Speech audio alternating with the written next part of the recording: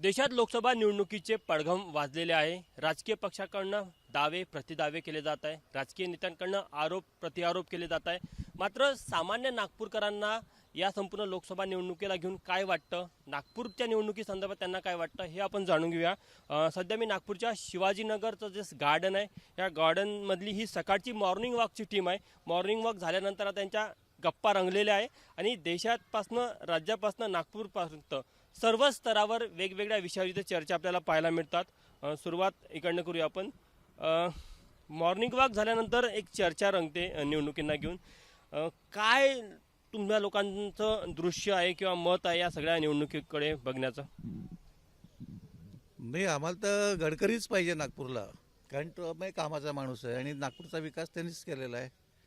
नागपूर वाटते तुम्हाला गडकरीच हवे असं काय कारण आहे, काय केलं ते नागपूरकरांसाठी? नाही, नागपूरकरांसाठी भरपूर केलं त्यांनी। मेट्रो आणले, सिमेंट रोड केलेत, भरपूर काम केलेलं आहे त्यांनी आणि अजूनही पाहिजेच, तो अजून 5 वर्ष तरी कमीत कमी पाहिजेच। नागपूरपासून सुरुवात केली। नागपूरचा जर विचार करायचा झाला तर जवळपास लढत निश्चित झाली आहे। काँग्रेसकडनं विकास ठाकरे आणि भारतीय जनता पक्षाकडनं केंद्रीय मंत्री नितीन गडकरी रिंगणामध्ये आहे। कसं चित्र आहे असं वाटतं तुम्हाला? गडकरी बेस्ट आहे। गडकरींनी जे नागपूरला काम केलेलं आहे ते अतुलनीय आहे। जे नागपूर होतं बिफोर 10 इयर्स आणि आज बघा खूप डिफरन्स आलेला आहे। सिमेंट रोड, फ्लायओव्हर्स आणि बऱ्याच गोष्टी।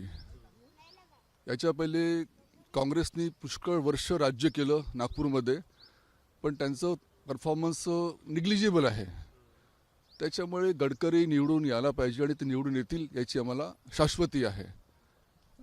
राज्याच्या राजकारणाला घेऊन काय चर्चा रंगते तुमच्या कट्ट्यावर? कारण की इकडे 3 पक्षांची आघाडी, तिकडे 4 पक्षांची आघाडी, रोजचे आरोप प्रत्यारोप। सध्या जी आहे, मी डॉक्टर नाशिककर, ॲडिशनल डायरेक्टर CGHS। सध्या जी सरकार आहे ती त्रिशूळ सरकार आहे। देवेंद्र फडणवीस, शिंदे साहेब आणि अजितदादा। तर ही सरकार का झाली? कारण उद्धव ठाकरेंनी दगा दिला, पाठीत खंजीर खोपसला, मोदींच्या वेवर निवडून आले आणि वेगळी चूल मांडली, आणि तेही म्हणजे शरद पवार आणि बाकी लोकांबरोबर हात मिळवून। तर हे विश्वासघात केलेला आहे जनतेचा। तर आता जनता या निवडणुकीत त्यांना चपराक देईल, अगदी माझी खात्री आहे याच्याबद्दल। आणि गडकरी साहेब नुसते नागपूरला विकास केलेला नाही, ते विकास पुरुष रोडकरी आहेत। संपूर्ण भारताचा विकास त्यांनी केलेला आहे आणि रेकॉर्ड मत घेऊन ते निवडून येतील अशी आम्हाला सगळ्यांना शाश्वती आहे। म्हणजे all time record in the history of Indian politics 6,79,000चा रेकॉर्ड आहे आणि एक 5,65,000 मतांचा मुंडेंच्या मुलींचा रेकॉर्ड आहे। हे दोन्ही रेकॉर्ड गडकरी साहेब तोडतील अशी आम्हाला सगळ्यांना खात्री आहे। आपण बघितलं तर विकास ठाकरे एक मोठा नाव आहे, शहरामध्ये त्यांचं वर्चस्व आहे। कशा प्रकारे ते लढत देईल काय वाटतं तुम्हाला? नाही, नागपूरला तर विकास ठाकरेंचं फार कठीण आहे, कारण गडकरींनी जे इन्फ्रास्ट्रक्चर उभं केलं ते वाखाणण्याजोगं आहे। परंतु पब्लिकला हे पाहिजे, लोकांना, की इन्फ्रास्ट्रक्चरसोबत इंडस्ट्रियल डेव्हलपमेंट ही टोटली झिरो आहे। आज MIDCमध्ये 80% फॅक्टरीज बंद आहेत, 20%वर। आणि आपण काय केलं? शरद पवारांनी 5 star MIDC, Hingna MIDC, Kamthi रोडची MIDC, सगळ्या नुसत्या छोट्या छोट्या MIDC तयार करून ठेवल्या। इंडस्ट्री एकही नाही। ज्या मोठ्या आहेत त्यातल्या अर्ध्या बंद झाल्या, अर्धक यांनी सुरू आहेत। त्यामुळे त्यांनी याच्याकडे सुद्धा लक्ष द्यायला पाहिजे की जेणेकरून रोजगार वाढेल, आणि रोजगार वाढल्यानंतर बाहेरची पब्लिक जर का नागपुरात आली तरच नागपूरचा विकास होऊ शकेल, व्यापार वाढेल, सगळं वाढेल। नुसतं दळणवळणाने होणार नाही, हे लक्षात घेतलं पाहिजे आपण। बिलकुल, म्हणजे यांचं असं म्हणणं आहे की दळणवळणाने होणार नाही। मिहानचा एक मोठा प्रकल्प, एक माइलस्टोन आहे नागपूरसाठी, अजूनही तो फुल फेजमध्ये आलेला नाही। गडकरी साहेबांना 10 वर्षे मिळाली। काय वाटतं तुम्हाला?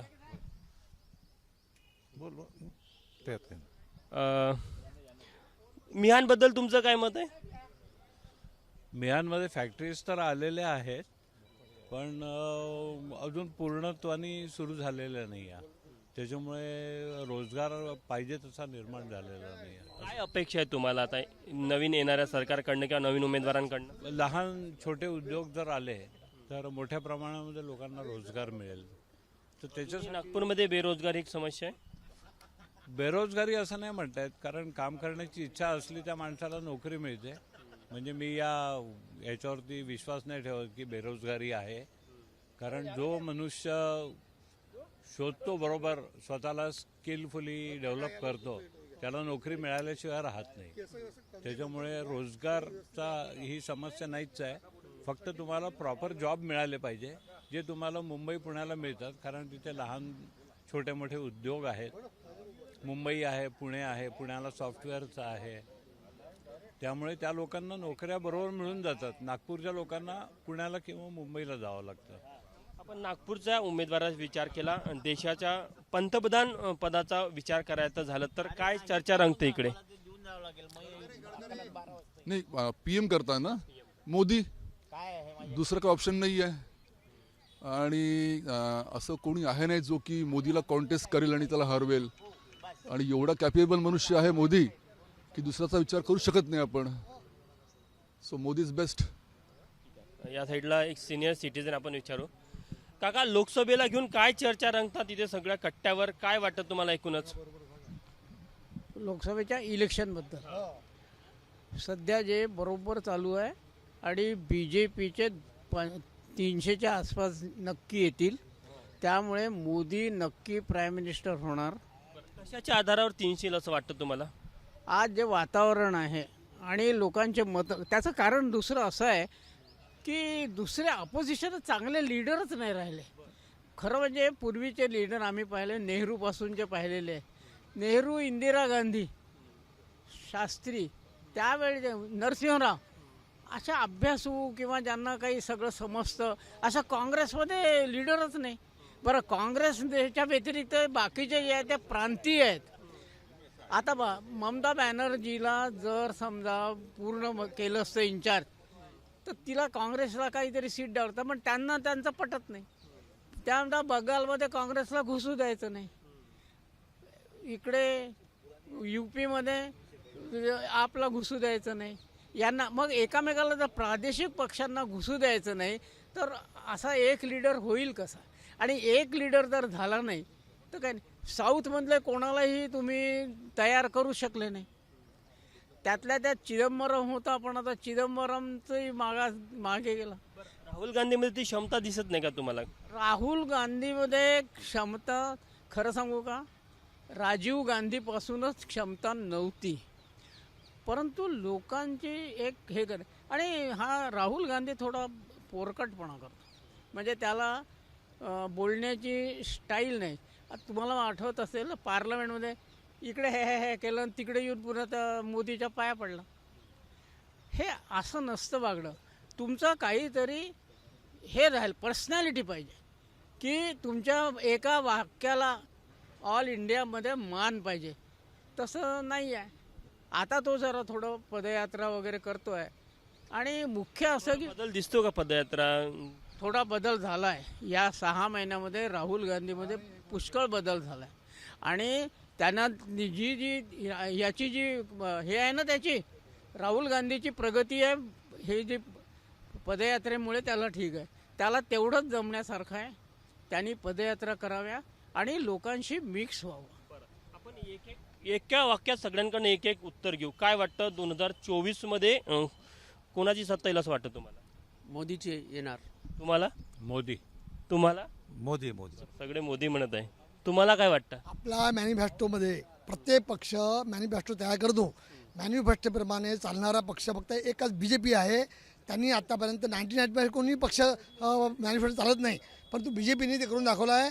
आणि अखंड हिंदुस्थानाचं स्वप्न जे आहे आमचं, ते BJP पूर्ण करू शकेल अशा विश्वास आम्हाला. आपण बघू शकतो की नागपूरच्या ज्या मॉर्निंग वॉकच्या वेगवेगळ्या कट्ट्यावर ज्या चर्चा रंगल्या, त्यामध्ये नागपूरचे विषय असेल, नागपूरचे 2 उमेदवार आहे त्यांच्याबद्दल त्यांचं मत असेल, राज्याच्या राजकारणाबद्दल मत असेल किंवा देशाच्या राजकारणाबद्दल मत असेल, हे आपल्याला पाहायला मिळालं. आणि कुठेतरी जे चित्र सध्या देशामध्ये आहे त्यावरनं त्यांनी आपापले मतं देखील व्यक्त केली आहे. कॅमेरामॅन व्यंकटेश नायडूसह तुषार कोहळे, ABP माझा, नागपूर. एबीपी माझा, उघडा डोळे बघा नीट.